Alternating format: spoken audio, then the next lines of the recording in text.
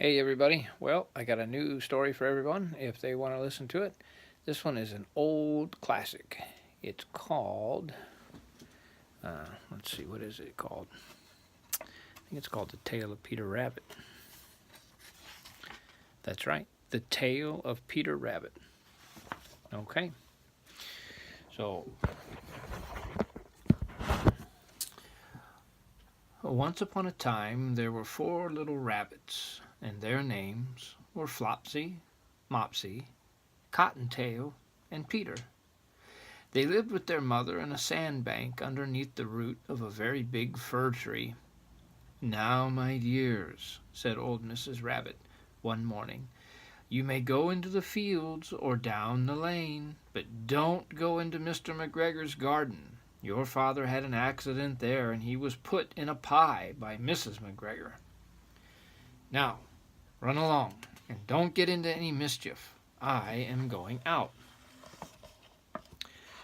Then old Mrs. Rabbit took a basket and her umbrella and went through the woods to the baker's. She bought a loaf of bread. She bought a loaf of brown bread and 5 currant buns.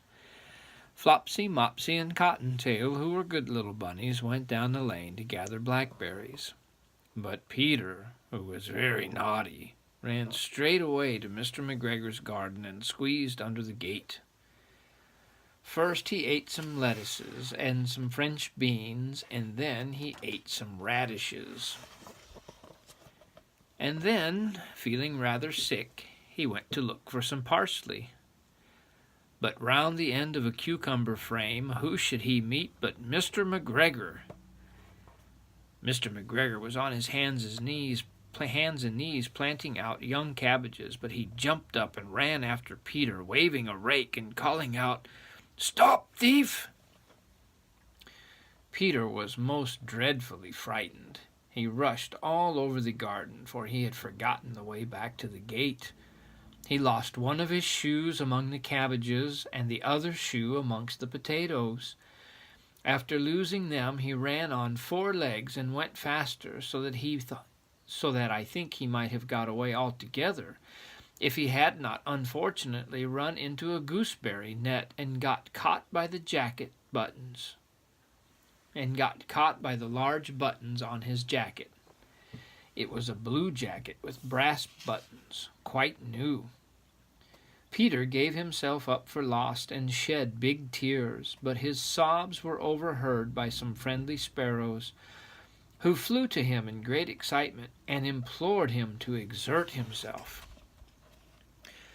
Mr. McGregor came up with a sieve which he intended to pop on top of Peter, but Peter wriggled out just in time, leaving his jacket behind him, and rushed into the tool shed and jumped into a can.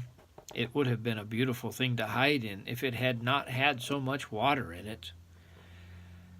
Mr. McGregor was quite sure that Peter was somewhere in the tool shed, perhaps hidden underneath a flower pot. He began to turn them over carefully, looking under each. Presently Peter sneezed. "Kerchoo!" Mr. McGregor was after him in no time, and tried to put his foot upon Peter, who jumped out of a window, upsetting 3 plants. The window was too small for Mr. McGregor, and he was tired of running after Peter. He went back to his work. Peter sat down to rest. He was out of breath and trembling with fright, and he had not the least idea which way to go. Also, he was very damp with sitting in that can. After a time he began to wander about, going lippity-lippity, not very fast, and looking all around. He found a door in a wall, but it was locked, and there was no room for a fat little rabbit to squeeze underneath.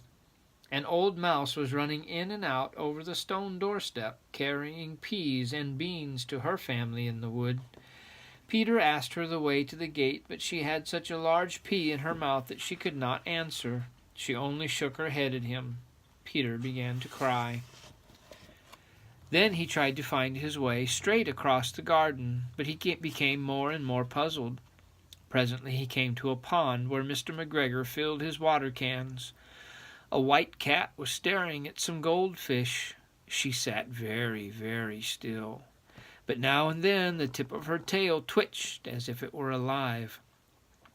Peter thought it best to go away without speaking to her. He had heard about cats from his cousin, little Benjamin Bunny. He went back towards the tool shed, but suddenly, quite close to him, he heard the noise of a hoe. Scritch, scratch, scratch, scritch. Peter scuttered underneath the bushes, but presently, as nothing happened, he came out and climbed upon a wheelbarrow and peeped over. The first thing he saw was Mr. McGregor hoeing onions. His back was turned toward Peter, and beyond him was the gate. Peter got down very quietly off the wheelbarrow and started running as fast as he could go along a straight walk behind some black currant bushes. Mr. McGregor caught sight of him at the corner, but Peter did not care. He slipped under the gate and was safe at last in the woods outside the garden. Mr. McGregor hung up the little jacket and the shoes for a scarecrow to frighten the blackbirds. Peter never stopped running or looking behind him till he got home to the big fir tree. He was so tired that he flopped down upon the nice soft sand on the floor of the rabbit hole and shut his eyes. His mother was busy cooking. She wondered what he had done with his clothes. It was the second little jacket and pair of shoes that Peter had lost in a fortnight.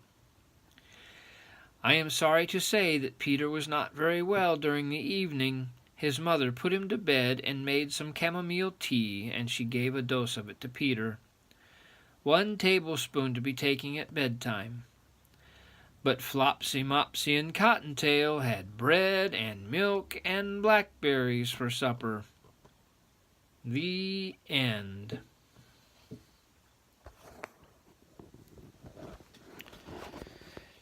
All right, well, you guys can let me know if you like that one or not. If you do, I will read some more of them. Okay.